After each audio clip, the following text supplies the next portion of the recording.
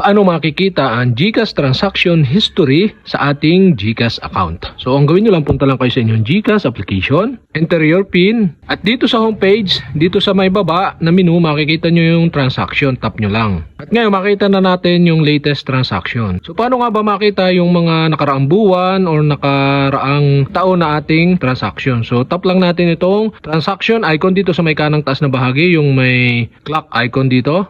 Tapos magre-request tayo ng transaction history natin. So dito select date range. So dito tap nyo yan, yung date range. Pwede nyo i-custom. Yan, from sample natin year 2025 August 8 then to January 2026. So sample is 15 January 15. Then tap natin yung submit button dito sa baba.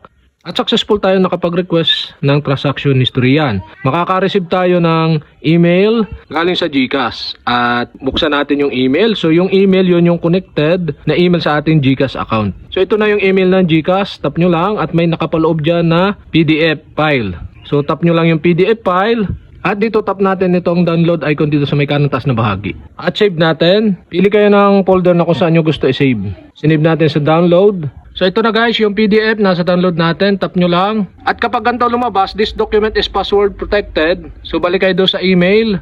At may mababasa kayo dito kung paano ilalagay yung password. So yung password daw is, para mabuksan, to open the document, simply type in your last name, register to your GCash wallet. Yung last name daw natin na nakaregister doon sa ating GCash wallet, followed by the last 4 digit of your GCash mobile number. At kasunod yung last 4 digit ng ating mobile number. So enter lang natin yun ng pinakang password. Enter lang natin dito. At once kapag na-enter nyo na, yan, tap nyo na yung okay or yung arrow pa kanan. Yan guys, successful nating nalaman at nakita ang GCash transaction history natin sa ating GCash account.